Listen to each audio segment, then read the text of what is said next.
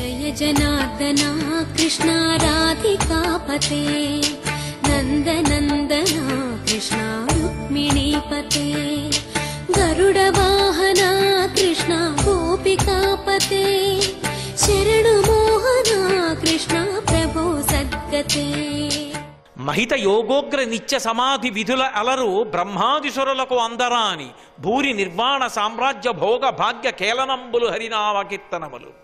చతుర్ముఖ బ్రహ్మగారికి కూడా అందనటువంటి మోక్ష సుఖాన్ని ఇవ్వగలిగినటువంటి అద్భుతమైనటువంటి శక్తి ఒక్క భగవన్నామానికి ఉంది.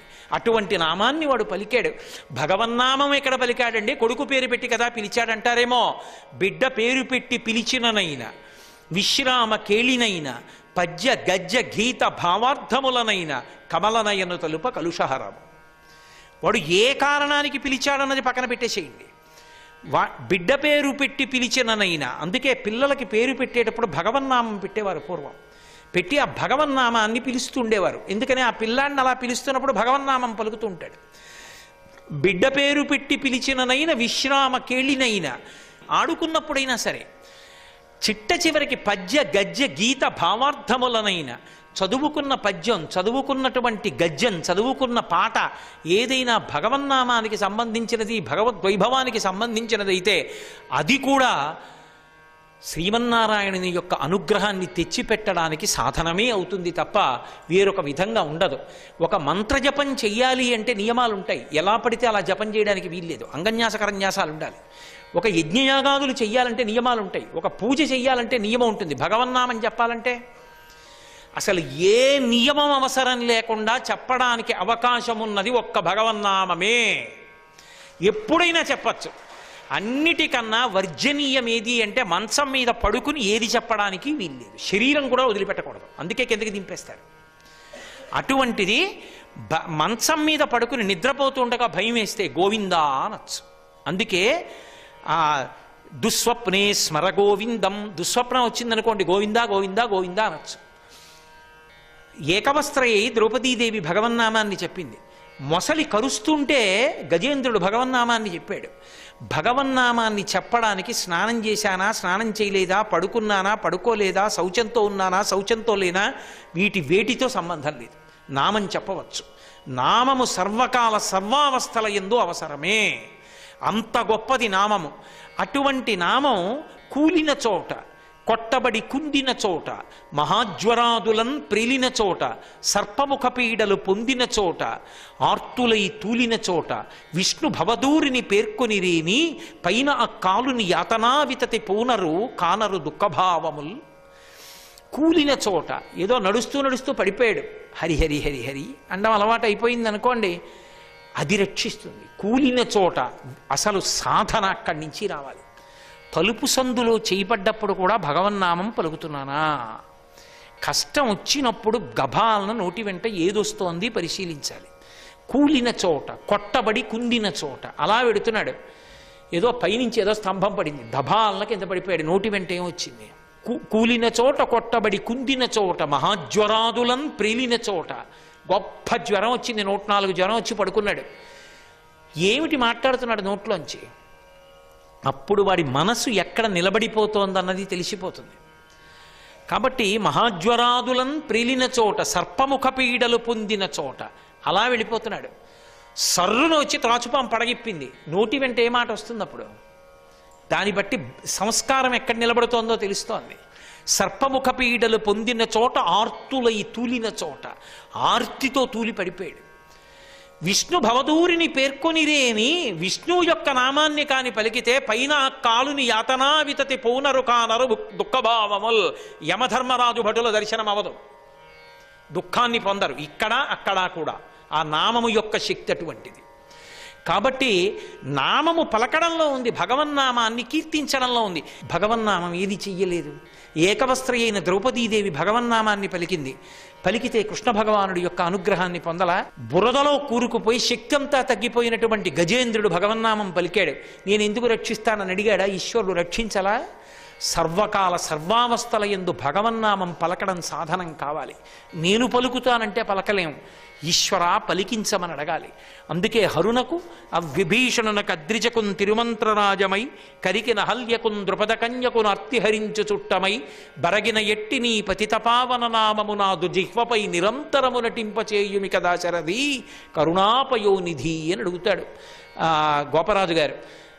ధూర్జటి కాళహస్తీశ్వర శతకం చేస్తూ పవి పుష్పంబగు అగ్ని మంచగు ఆకూపారం భూమిస్థలంబగు శత్రుండతిమిత్రుడవు విషము దివ్యాహారమౌ నెన్నగా అవనీమండలి లోపలం శివ శివేచ్ఛాభాషణోల్లాసకిన్ శివా నీ నామము సర్వవస్యకరమౌ శ్రీకాళహస్తీశ్వర అంటాడు.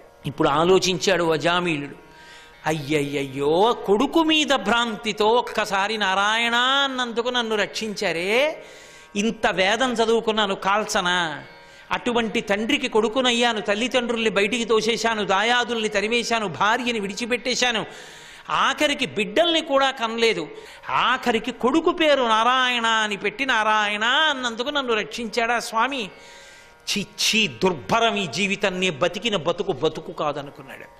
ఇన్నాళ్ళు ఆ తలంపులు తృప్తినిచ్చాయి, ఇప్పుడు ఆ తలంపులు జ్ఞాపకానికి వస్తే కాలిపోయాడు, పశ్చాత్తాపంతో కుమిలిపోయాడు. అజామీళోపాఖ్యానం పశ్చాత్తాపం మనిషిని ఎంత త్వరగా తిప్పేస్తుందో ఈశ్వరుడి వైపు నిరూపిస్తుంది. అందుకే అజామీళోపాఖ్యానంలో ప్రాణం పోసిన ఘట్టంలో పశ్చాత్తాపం ఒకటి. అందుకే పశ్చాత్తాపావిష్కారమే నీరాజనం. ఏదైనా ఒక వస్తువు కాలిపోవాలంటే ఘనం నుంచి ద్రవమై, ద్రవం నుంచి వాయువు అవుతుంది. కర్పూరం తెల్లగా ఉండి అప్పటికప్పుడు ద్రవం అవుతూ అప్పటికప్పుడు కాలిపోతుంది. ఈశ్వర ఎన్ని తప్పులు చేసేసాను మీ వైభవం తెలియక, అజ్ఞానినామయా దోషాన్ అశేషాన్ విహితాన్ హరే క్షమస్వత్వం క్షమస్వత్వం శశశైలసికామణి. ఈ నీరాజనం ఎలా వెలుగుతోందో అలా నేను మీలో కలిసిపోవాలి అని ఆఖరణ నీరాజనం ఇస్తాడు. అలా పరమ పశ్చాత్తాపంతో ఉడికిపోయాడు. ఉడికిపోయి నేను ఇలా బ్రతకూడదనుకున్నాడు. వెళ్ళి ఎక్కడెక్కడ హరిభక్తులున్నారో వాళ్లతో కూర్చుని అదే పనిగా భగవన్నామం భగవత్ కథలు వింటూ పరవశించిపోయాడు. పోతన గారు అన్నారు, హరిభక్తులతో మాటలు ధరనెన్నడు చెడని పుణ్య ధనముల మూటలు. అలా ముక్తికాంత పూతోటలు అరిషడ్వర్గములు చేరని అరుదగు కోటలు. అసలు భగవద్భక్తులతో స్నేహం జీవితంలో కుదరాలి తప్ప భగవంతుణ్ణి కోరవలసిందంటూ ఉంటే అదొక్కటే. ఈశ్వర ఏ కారణానికి నాకు వారితో ఉన్న అనుబంధము చెడిపోకుండా కాపాడమని అడగాలి. నీ పాద కమల సేవయు నీ పాదార్చకులతోడి నెయ్యము నితాంతాపార భూతదయు తపసమందార నాకు దయసేయగదే అంటాడు మాలాకారుడు. నీ పాదార్చకులతోడి నెయ్యము, భగవద్భక్తులతో స్నేహం ఏ కారణానికి పోగొట్టుకోకూడదు, అదే రక్షిస్తుంది. వాళ్లతో మాట్లాడే మాటలు, హరిభక్తులతో మాటలు ధరనెన్నడు చెడని పుణ్య ధనముల మూటలు. వాళ్ళు భగవంతుడి గురించి మాట్లాడతారు, అవి వినడం కూడా మహాపుణ్యం. అవి ముక్తికాంత పూతోటలు, ముక్తికాంత పూదోటలు వాళ్ళ మాటలు. అరిషడ్వర్గములు చేరని అరుదకు కోటలు, కామక్రోధలోభ మదమోహమాత్సర్యములు ప్రవేశించని కోటలు వాళ్ళ మాటలు. అందుకే మీరు చూడండి, రామకృష్ణ పరమహంస అంటారు, ఒక ఏనుగు వెళ్ళిపోతున్నప్పుడు ఇలా తొండమెత్తి పూలకొమ్మని వంచి లాగేస్తుంది. అదే పక్కన మామటి ఉండి అన్నాడు అనుకోండి, అంకుశంతో తొండం తిప్పేస్తుంది. ఒక సద్భక్తుడితో కూడి ఉన్నామనుకోండి, ఆయన ఎలా బతుకుతున్నారు, ఆయన స్నేహితుడు అని చెప్పుకుంటున్నారు. రేపు పొద్దున 10 మంది ఏమంటారు, ఏమంటే మీరు ఆయనతో ఉంటారు ఏంటి అలా చేస్తున్నారు అంటారు, కాబట్టి వద్దు అని మానేస్తాడు. ఎప్పటికీ విరగని లోభగుణం దేనికి విరిగిపోతుంది అంటే భగవద్భక్తులతోడి చిలిమి చేత విరిగిపోతుంది. సత్సంగత్వే నిస్సంగత్వం, నిస్సంగత్వే నిర్మోహత్వం, నిర్మోహత్వే నిశ్చలతత్వం, నిశ్చలతత్వే జీవన్ముక్తి అంటారు శంకర భగవత్పాదులు. అటువంటి సత్సంగం ఉద్ధరిస్తుంది. కళ్ళు లేని ధృతరాష్ట్రుడు అంత దౌర్భాగ్యుడైనా వాడికి ఎందుకు కృష్ణ పరమాత్మ విశ్వరూప దర్శనం ఎందుకు ఇచ్చారు అంటే, తెలిసో తెలియకో విన్నాడా వినలేదా అన్నది వదిలిపెట్టండి, మహాభక్తుడైన విదురుణ్ణి రాత్రిపూట దగ్గర కూర్చోపెట్టుకుని మాటలు వింటాడు. సత్సంగం మహాపురుషులతో సంఘం ఉంది కాబట్టి నేను ఇస్తున్నాను దర్శనం అని విశ్వరూప దర్శనం చూపించారు. సత్సంగం ముత్తినే పోదు, అందుకని మహాభక్తులైన వాళ్లతో చేరాడు. వాళ్లతో రోజు మాట్లాడేవాడు. చిట్ట చివర గంగా తీరానికి చేరాడు.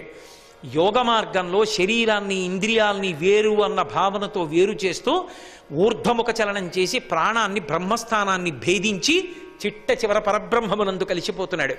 ఏ నలుగురు విష్ణుభటులు కనపడ్డారో వాళ్ళు మళ్ళీ కనపడ్డారు. పరమమంగళ స్వరూపాలతో కనపడితే వాళ్ళకి నమస్కారం చేశాడు. నమస్కరించి విష్ణు పార్షదులలో ఒకడిగా విష్ణు స్వరూపాన్ని పొంది చేరిపోయాడు. ఎంత పైకెక్కి కింద పడిపోయాడో అంత పైకి మళ్ళీ వెళ్ళిపోయాడు పశ్చాత్తాప కారణము చేత.